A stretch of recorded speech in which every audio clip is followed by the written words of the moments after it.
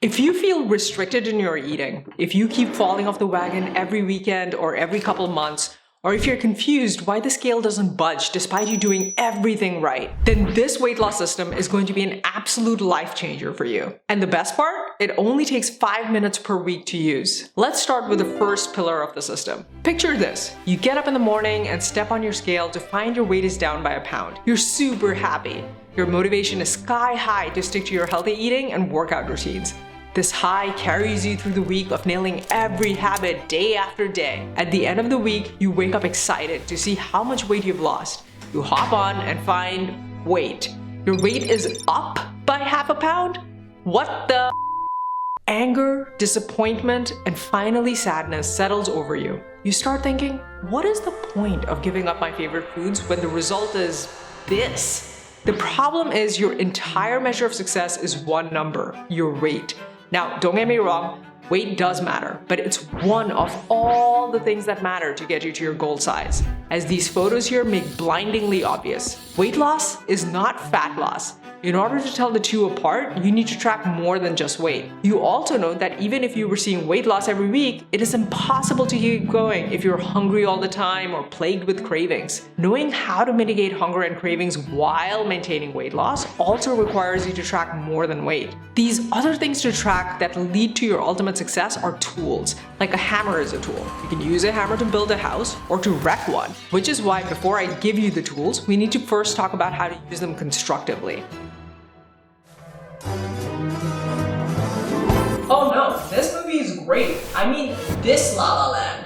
Here lives Alice, who has her eating and exercise on point Monday to Friday. But then come Saturday, she indulges in a burger, which she feels is okay because she had saved up for it. But then the evening piles on ice cream and beer. Then on Sunday, she has a family brunch where she goes way over what she intended. Then come Monday, she's scared to weigh herself. Not so much because she's afraid she may not have lost any weight, but because she's afraid of what impact it will have on her motivation. In the past, if she suddenly gained weight, she would lose all motivation and self-control and spiral into weight regain. She's afraid of the same happening again. A few blocks away is Alex, who just returned from a fabulous vacation in Italy, where he indulged in pasta and gelato to his heart's content. Before his vacation, he was in a groove, having lost 10 pounds. But he knows he has gained all 10 pounds and more back. He hides from the scale. I have felt the exact same way as Alice and Alex. And I'd say all three of us were living in La La Land. Why? Let's zoom out. Will Alice never again go on Sunday brunches that destroy her intentions of healthy eating? What about Alex and him expecting healthy eating even on vacations? No. And yet, Alice, Alex, and I all kept thinking the problem was the Sunday brunches and vacations, and not our plan of how to lose weight in the unpredictable real world. So let's get back to reality.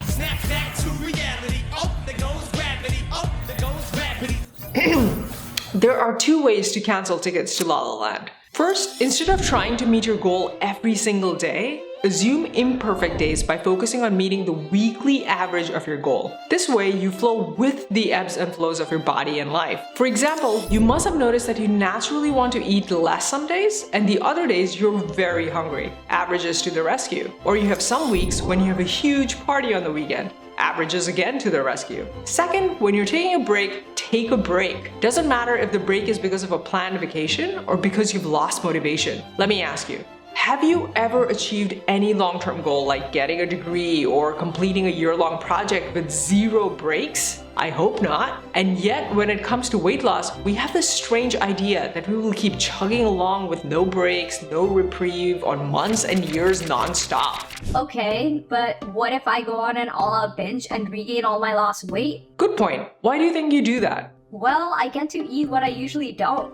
I feel like it's my last chance to eat the pizza, chips, and pasta that I love. So I guess I go overboard. Exactly. You feel restricted and rebel because you're dialing too far toward the nothing end of the all to nothing spectrum, when realistically the dial can be way more toward the all side. Wait, but wouldn't that stop my weight loss? Not if you invest in the eighth wonder of the world, compounding knowledge of yourself. Here's where the other things to track that we talked about earlier come in. They're divided into three categories: outcomes, actions, and reactions, which all together make up the 5-minute weight loss system. Under outcomes, you don't focus on your weight, but instead focus on fat mass and lean mass. There are two reasons for this. One, remember, not all weight loss is fat loss. These people weigh the same, yet look totally different because of how the weight is divided between fat mass and lean mass. So as you lose size, you want to monitor that you're losing more fat mass than lean mass each week, so you don't end up looking like these before photos at your goal weight. Second, I have seen that about a third of people don't lose weight often, but instead lose fat often. And then after a bunch of fat loss, their weight finally goes down. This is easily spottable if you split weight into fat mass and lean mass, because you'll see your fat mass going down even if your weight loss stays stuck. Meaning all those times you were doing everything right but not seeing weight go down, you probably were in this category of people and making progress. Now in the actions category, you track 1 to 2 targets and the 1 to 2 habits that are critical to make you stick to those targets. For example, you may put down a 1500 calories per day average target. Remember, averages is how you allow for imperfect days, aka real life. And then the habit is the mitigation of the #1 pitfall that would cause you to not meet that target. For example, if you're someone who drinks 7 cans of soda per day like I used to, then the habit is to replace all soda with water. And finally, in the reactions category, you're tracking body reactions like your hunger, energy, sleep, and mind reactions like craving, stress, and self-sabotaging thoughts. I don't have to tell you this, you know from experience that if your body and mind reactions are unhappy, no matter how much fat you're losing, it is inevitable that you'll fall off the wagon. But how does this help you move the dial toward the all part of the all to nothing scale? Because when you're iterating toward actions that generate both positive outcomes, aka fat loss, and positive reactions, aka low hunger, low cravings, high energy, and so on, you will find that the actions you end up at are quite moderate and a lot closer to your default lifestyle than you thought. This means you're not as deprived of your favorite foods as you would be if you followed what apps and calculators told you, because they totally ignore reactions when telling you what to do. You're not a robot. Treat yourself like a human and listen to what your body and mind are telling you.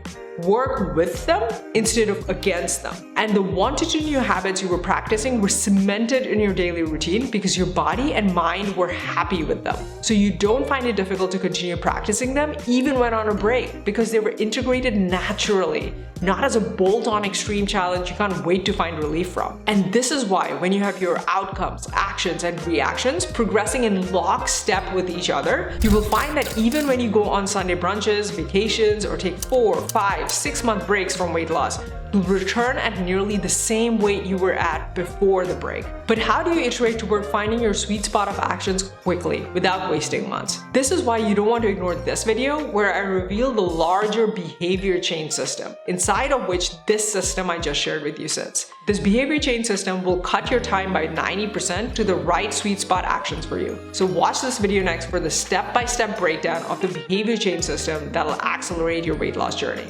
And always remember, you can do it.